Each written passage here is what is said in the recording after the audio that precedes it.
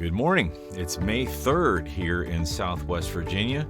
Tip of all the coffee cups I always used to use to you. Welcome to Tech Tuesday and the series that I call Getting Started in Voiceover, which is as much my path to whatever I have done as it is giving you insights to where you may or may not need to go. So there you go.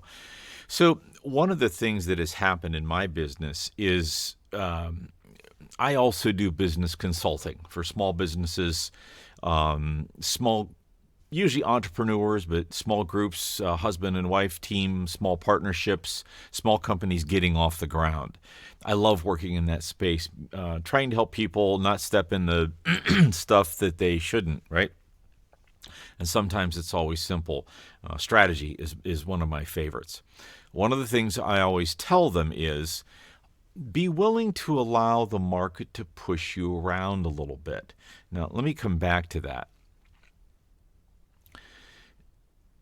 It's very important, I think, as you establish a business, as you think about what you're doing, is to look at who you're hanging with, who you're hanging out with, who are the people that are affecting your life. And I think it was Tony Robbins or Jim Rohn that came up with a thing that you are, I'm paraphrasing here, you are basically the sum total of the 5 people you hang out with. And while you can argue that, I think you can argue for it certainly, because if you're hanging with 5 people that are in very safe jobs and just don't understand why the heck you want to be an entrepreneur, why would you want to do this to yourself? You're going to remodel your house. You're going to do what all the time? You're going to stay up until 2 o'clock in the morning reading an audiobook? Don't you like your job? Blah, blah, blah, blah, blah, blah, blah. Especially if your parents or partner is unsupportive. They might, probably hanging with your partner, but your parents or their peer group is not yours. The point here is that you need to examine harshly who you let influence what you're doing.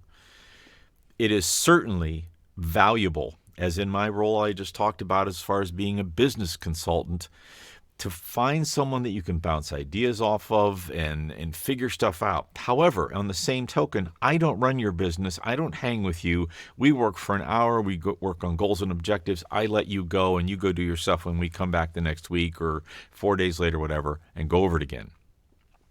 It's that little chippy thing that your best friend is like, come on, I'm going to go hiking, or I can't believe you're going to do that again tonight, and why are you spending so much money and time on equipment, and what, all that is chippy that's saying, oh, please spend time with me, not with your goals and objectives. And that's not good.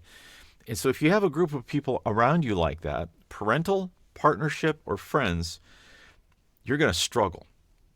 I'm not saying to go cut off all your friendships. Boy, you need to look at them pretty hard. So here's the next thing, and this is probably all out of order, but that doesn't matter. Do you have goals? Have you written them down? Have you written them down where you have to look at them? And it doesn't matter what the goals are. If this is about voiceover, and it certainly is, but I think this session is going to a point where you could talk this is about business. Set your goals. What are your goals? And they don't always have to be monetary. They can be, I'm going to be able to afford a new computer by 3 months from now. I'm going to have 10 regular clients by 2 weeks from now.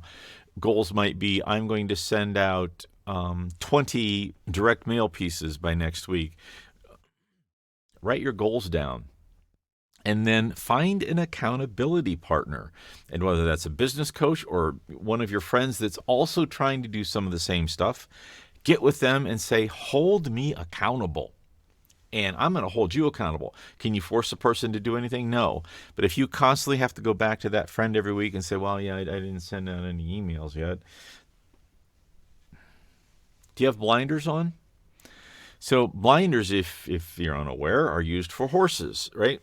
And they keep the horse on the path and keep the horse from being distracted.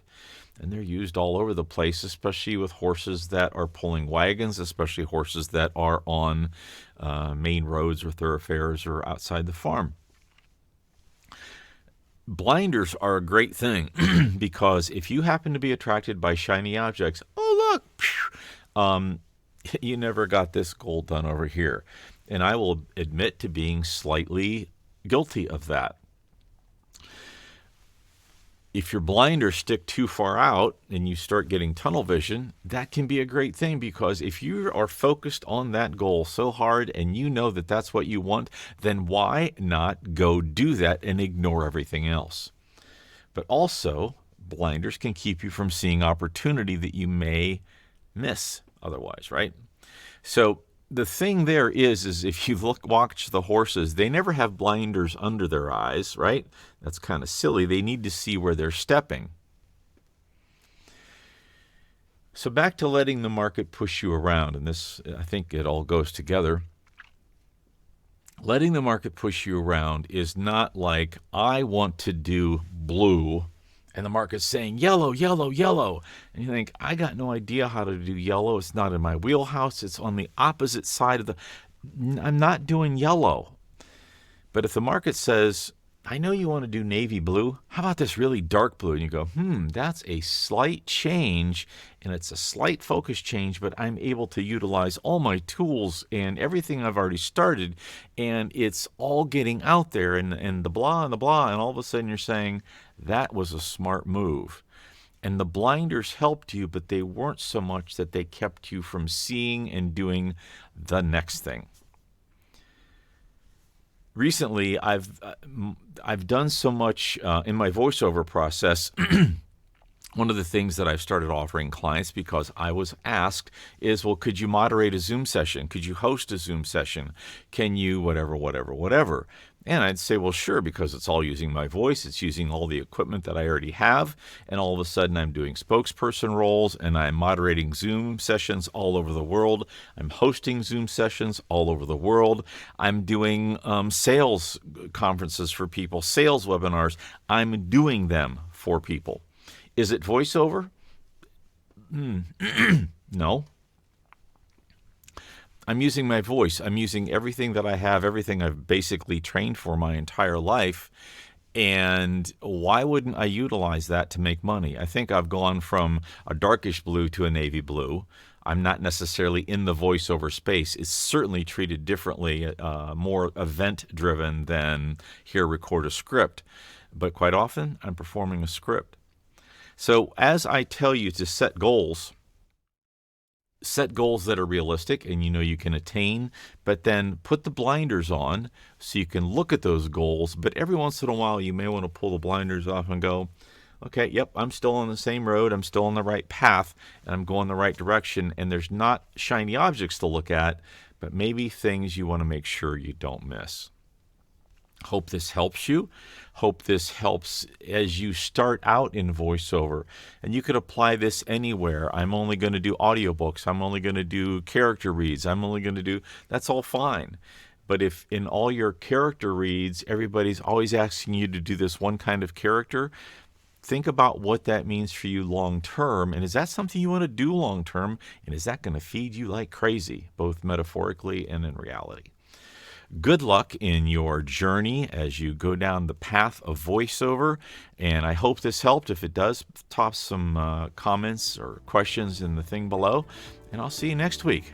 Voiceover, getting started in voiceover. If you need a good voice, I would like to hope that I think I am. Grant's Voice is a great place to start. VoicePro at grantsvoice.com. Hit me up. See you then.